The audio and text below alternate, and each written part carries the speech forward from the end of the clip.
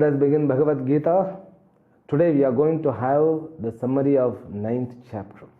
The name of the chapter is known as Raja Vidya Raja Guhya Yogam.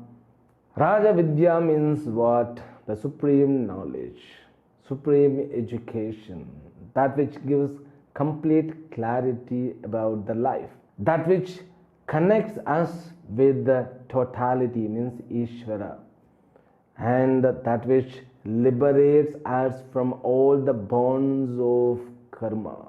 The result of karma, which is in the form of bondage, that's what is liberated from us.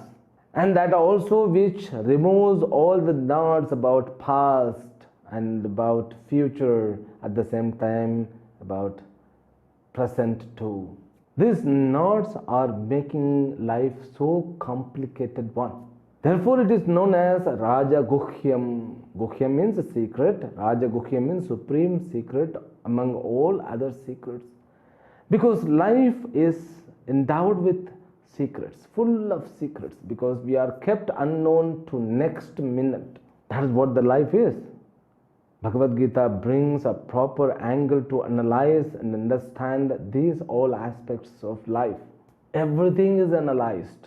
Everything, your physical things, subtle things, causal things, and what is there in the body, everything is being analyzed.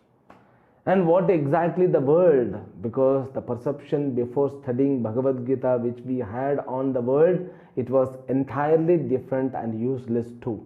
I am very bold to say this, because once you study scriptures, then alone you can have a proper perception. These eyes are not enough, like Ramakrishna said to Vivekananda. When Vivekananda asked, do you see God? Have you met God? And he said, yes, I can feel God, not through these blind eyes. These eyes are limited, therefore it's equal to a blind. We have to be very careful while realizing about this world and me, because that's your personal man, that's your personal. And that's your private. Your understanding about yourself is a private one. That private understanding should help you to fix with the proper life in the society. Then it becomes the foundation for public understanding.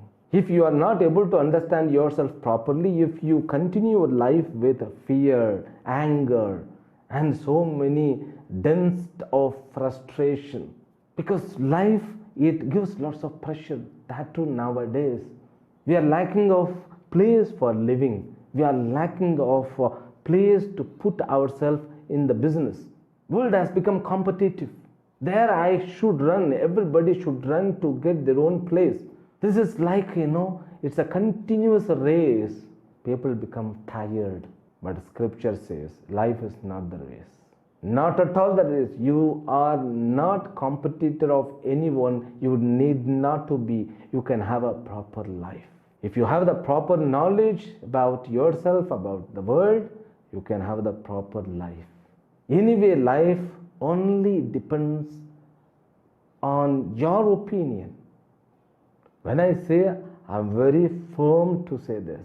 Your life, which is constructed and lived with only your opinion, do you accept or not? Because we live for others. That's what we think. No, if other comments, we feel bad. Something is felt bad. Why do we feel bad if we are living for others? If we are living for the people who love us, whom we love, but their comments affects us. If we make any comment, they also feel bad. The life has got something more to understand. That understanding more with the help of scriptures, it becomes better understanding about our life. We need to have better understanding about everything. The body is given with lots of intellectual aspects. Everybody is intelligent enough to analyze about the things. But only one thing, the priority does the matter. When you give the priority to temporary targets, the permanent target is left, is missed. You are left out. You can enjoy whatever the way you can enjoy, but being informed, being enlightened, first we have to study Shastra. Again and again I tell you, because if you want to do something good for your children, just ask them to spend at least 2 years in their life to study Bhagavadgeetha. That itself enough. After studying Bhagavadgeetha, definitely their life will be equal to the nectar. And those children will be thankful in future, because being a parents, we want to give something solid to them by which they can have their life proper. They will realize anything that you give, it is perishable. In the form of money, in the form of health, in the form of wealth, in the form of power, in the form of position, or in the form of all dignities, whatever you provide them, these things should be provided. I'm not saying, I'm not denying not to do, but you should provide which is eternal, which will make them eternal, which make them feel everything is eternal, which make them feel they are complete. All inadequacy can be driven away. Is there any knowledge? That knowledge is called the 9th chapter, Raja Vidya Raja Guhyam. But it is dependent on what? Little bit your personal interest with small amount of preparation. 8th chapter dealt with Saguna Upasana. Saguna Upasana means what? A serious worship of Lord with attributes to get a proper life. Now the definition, which is the proper life, which is the successful life. So everybody, they give different opinion, but you cannot shake the opinion which was created or established, constructed by our rishis. They have told in solid way, this is the successful life. People cannot destroy the concept, even they get thousands of janma. After even thousands of janma, this destination, this method of life will be worshipped. All other this mobile world, modern world, technology world, science world, let them come. They are beauty of life. Everything we need to have mobile, we need to have science, we need to have technology development, we need to reach more than moon or Mars, Jupiter, we need to reach. But in order to get adequacy, you need to reach inside. So now you have to be Rishi inside, you can be Rishi outside. My word always, be as a modern Rishi.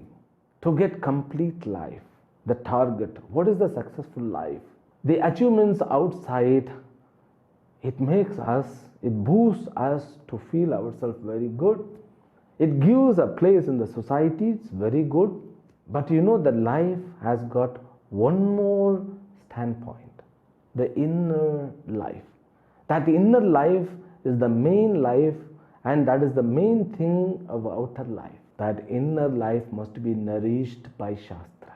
That's what the education Raja Vidya means. Then what could be the content of that education? The content of that must be supreme. What is the supreme thing? Ishvara. That Ishvara is the content of the 9th chapter, who remains secret always. And Ishvara is the supreme secret. Paraprakriti, which is also supreme secret. And the method Ishvara has developed this world is also supreme secret. Now we are going to explore and experience about the superior secret. That's what 9th chapter which we have completed. Swamiji, these things you should have told before beginning the chapter. No. At that time we were not able to realize what I mean to say. It gives clarity, means it gives clarity of the life. It makes us to live at present. Being at present is the powerful thing in the world. If you are able to be at present, marvelous. That's a spectacular things to get it done in our life. Because we have to be supported by our past life. Without past life, we are not here. Because whatever you ate last night, that is you now. The past life must be supportive enough to enlighten the present one, not to make miserable one. If you have Shastra, you can have a fine present tense. Otherwise, you will be having miserable present tense. The miserable present tense makes miserable future tense too. So Shastra allows us to be at present with pleasantness. That's what the glory of this education. In the first 3 verses, Bhagavan Krishna introduces the content is entirely different than the 8th chapter. Why? In the 8th chapter, God was introduced with attributes as Saguna Upasana Rupena Ishvaraha. The God is with attributes. Using that God with attributes to reach the lokas which towards up. This upper lokas up to Swarga Loka, Brahma Loka. That can be the target. After death, gradually you are taken to that loka, you will be liberated from there. That is worldly higher destination, material higher destination. You can live a successful life and you can reach moksha afterwards. But Krishna doesn't want it. Though Krishna told in the 8th chapter about the Saguna Upasana, that Saguna Upasana should be utilized to gain qualification in order to worship Nirguna Upasana. Why? Because by that alone we can be at present, we can get liberated here, now. Shastra means it should give liberation now. It should make me understand now. It should give Ishvara Darshanam now. In this life itself, with this body itself, I should be able to experience the freedom. I should be able to feel the liberation now, only through Nirguna Upasana. But that Nirguna Upasana means what? God is understood without attributes. For that we need to have Upasana. What is that Upasana? That Upasana which is with attributes. Saguna Upasana, but having destination or goal, motto towards Nirguna Upasana. Nirguna Ishvara Darshanam. Or Nirguna Ishvara understanding. That is what our target. Why? Because then alone we will get liberation here and now. Now the target of life is the successful life.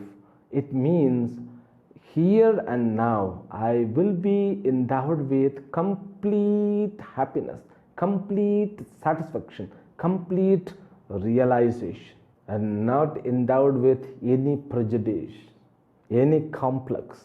Though the body is limited, but I won't be taken as a limited one. Therefore, this completeness is our target. Bhagavan Krishna, when he introduces, in the first 3 verses, it says, Jnanam Vijnanam is entirely different content than the 8th chapter, but similar to the 7th chapter. And slowly he introduces the higher nature of Ishvara. He says, Jnana Vijnana Sahitam, which is known as Paraprakriti and Aparaprakriti.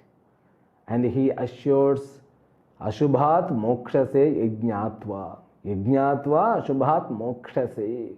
By knowing which you will be liberated from all your bonds. He assures it in the first verse. In the second verse alone, he reveals this education is the supreme education among all. It is the highest secret among all other secret. That which is very easy to learn and assimilate. The content also said as Avyayam Na Vyayati, that which doesn't decay, which cannot be distracted. You can get that as your own thing. You become avyaya vastu. Then in the third verse, he just introduced what kind of qualifications are required. The qualification is Shraddha. Shraddha means a faith on Guru Vedanta Vakya. Faith on Guru, faith on Vedanta. Now you should not ask what is Vedanta, Swamiji. Vedanta means Upanishad. Upanishad alone is given in the form of Bhagavad Gita. That's what Vedanta. Whatever Vedanta says, it is worthy enough. We should have the faith. If we have no faith, then we cannot study this supreme secret. It won't be revealed. You cannot explore yourself. Therefore, you cannot understand yourself. That's what's said in the third verse. If you don't study about Ishvara, you will be wandering in the same world. So birth to death, death to birth, birth to death. So this is what the circle you are going to be. Then from verse number 4 to 10, he gives a main body of knowledge of Ishvara. He gives this knowledge of God as 6 way of understanding. First, understanding Ishvara as Sarvagataha, that higher nature of Ishvara which is all pervasive. Now your understanding must be supported by lots of pre-work. What we saw as, understanding about this all Saguna Upasana, Nirguna Upasana. But this understanding needs to be supported by lots of other understanding too, which we had. What did we have? We thought of what exists. The limited entity exists with the limitation. But that limited entity is owned by unlimited entity. Any limited things are existing with unlimited things. That's what we learned. All pervasive means what? Like a pot is pervaded by the clay. And avyaktamoti, the second idea is avyaktam. God is formless. God doesn't own any form. This is second understanding. Therefore, never ever try to understand him. He is not finite God. He is infinite. Finite God alone has the form. Now you can understand whatever the form, it is finite alone. But if you could understand infinite, that is the final understanding. That's what we learned. The first God concept must be realized. I could see you are struggling now, Swamiji. It's going on the head. Okay, let me put in simple way. So God is understood in the first level. God is the creator, the world is created. The second level, God has become the world.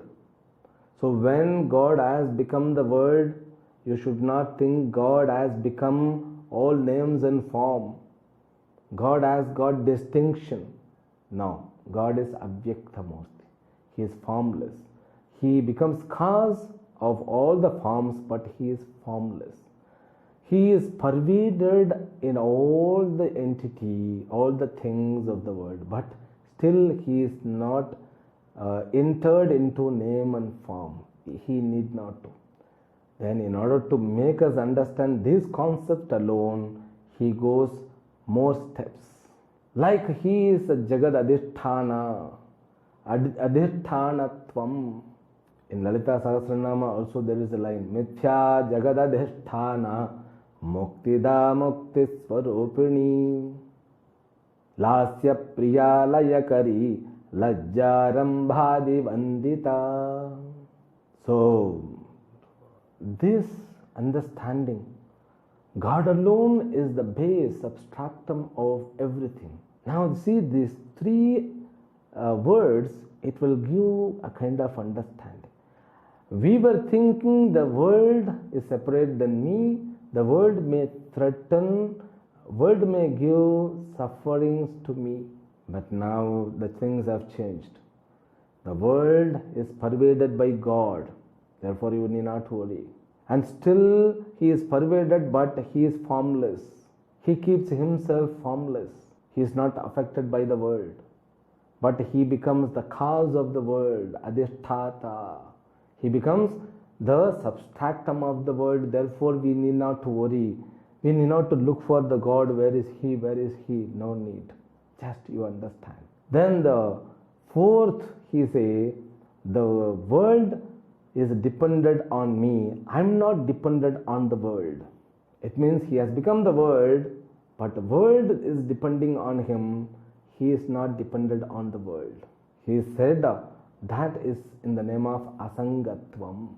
Then finally he makes understand. So only me exists, only me that which is existing. The world is not. It means the world has got mithya reality. World exists, but it exists in the God, like the dream world exists in me. So I am the one who is the sustainer of the dream. I am the one who is all pervasive things in the dream. So what the world is experienced by me in the dream, it is projected by me. In the same way, the world is nothing but Ishvara. World is completely dependent on him. He is almighty. He has got a potential capacity. That's all. Just you understand the reality of the world. You understand the importance of the God. Finished. 5 steps. God is all pervasive. He is formless. God is substratum, means adhisthata, and God has got detachment, asangatvam. He cannot be polluted by the world. And God is satyam. So world is mithya. So it was, Jagat, and finally he also become the Jagat Srishti Sthiti Laya Karanam. He is the base of this all Srishti Sthiti, creation, sustentation, dissolution. God is to be understood. Everything is nothing but God. What exists is nothing but God. And what about the creation, and what makes the things to get into the form? Then one more reality is introduced called Maya or Apara Prakriti. From verse number 11 onwards, Bhagavan brings that Mayaji and Maya Karya, and what makes the life is so interesting. What makes the life is so thrilling? That's what the source is introduced from verse number 11. Sometimes you feel, understanding about God. Is it bas, itna hi hai? Is it this much? Is it only this much? You may feel, no. Every step should be supported by a lots of upasana, balam. The God is to be understood in the 5 steps which have been introduced. I made it in the 7th chapter itself very clear. God is to be understood as a creator and created the world, and God is to be understood as one who has become the world. Finally, God is to be understood. So God remains with unchanged manner. World comes and goes, and world also not there, only God exists. That's what we saw in 5 steps. And in order to assimilate this fact, we need to have 2 things. One is to understand about Maya, another is to have more abhyasa, practice. Practice means what? Upasana. That upasana will be introduced. So hereafter that continues from verse number 11, and especially this verse number 11, 12, 13, these 3 verses, it talks about the people who is deluded, who is not deluded. So the deluded people they are not able to understand the Ishvara's concept because they are deluded by Mayaji. Then there are the people who are not deluded by Mayaji because of Punya Phala. They are taking support of Sattva Guna of Mayaji. Therefore, they are free from all this Maya Karyam. Mayaji is introduced from verse number 11. So Mayaji means what? Mayaji means that is the potential power by which all suffering happens. Because you just should understand, when I concluded 5 minutes ago, everything is nothing but God. స్వామీజీ आप क्या बोलना चाहते हैं? ఏమి చెప్పేదానికి వచ్చారు? என்ன சொல்ல வரீங்க? That's what you know. What I want to say is the world is not there. What is there is only God. ठीक है? Then why do we suffer? Why I suffer like a hell? You say only God, and God is also what? He is Ananda Swarupi. That Upanishad says, He is Satchidanandam Brahma, Nitya Ananda Swarupi. God means happiness. So once you say only there is God, then why I suffer? I should be happy. There where comes the scene of Maya, because Mayaji is making this drama so that we could experience our karma phala. Oh, you only told there is only God. Ye karma phala kahan se aa gaya? Where is this karma phala from? Ekkadundi vachindi sir? Engurundu vanduchu? Then Bhagavan Krishna should answer this. He says, this is what Mayaji, it has not come from anywhere else. It is coming from your own buddhi, sir. Acha. So you mean Mayaji exists in me? Of course it exists in you. In the form of what? In the form of two kinds of power. What kind of power? Veiling capacity, projecting capacity. That's all. Acha, should I veil? I don't have any bedsheet. I don't have any cover. I don't have any paper. How could I veil? You need not to veil. Your buddhi will take care of it. Acha, how? When you look at a rope as a snake, what happens? Are you taking any bedsheet to veil the rope? So now I am going to see rope as a snake. Where is the snake came from? Because there is only rope. Snake came from where? And what does this snake do? It gives the happiness. Wow, what a beautiful snake. It will drive you like anything. Like the world is nothing but Ishvara. Where the snake comes from? Do you know what the snake means? All fear, all kinds of frustration, all kinds of insecurity, all kind of struggling to get completeness. They come from where? They come from our own kopadi. We have to learn it so that you may not able to catch hold about the concept of Ishvara. But if you keep continuing the study of Bhagavadgeetha, Bhagavan will explore everything. We have seen the answers in the 9th chapter, but we have to redigest it. That's what. So every chapter after completing, why I have Simhavalokan of it? Because so that we could assimilate it properly. So properly it will take place in our understanding level. Okay? So Almighty will help for that. Definitely we'll have one more session for the summary.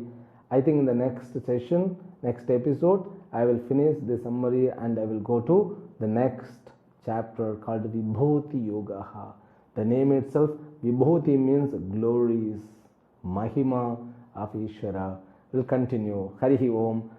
Shri Gurubhyo Namo Namaha.